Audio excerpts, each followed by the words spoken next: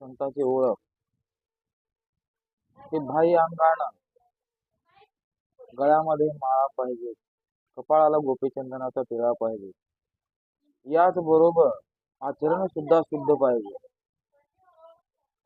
कारण आचरण जर शुद्ध नसेल आणि हे सर्व असेल तरी काही उपयोग नाही. कारण काही माणसं काय करतात, संतासारखं गंध लेवतात, गळ्यामध्ये माळा घालतात, सकाळी संतासारखं दिसतात आणि दुपारून अवैध धंदे करतात.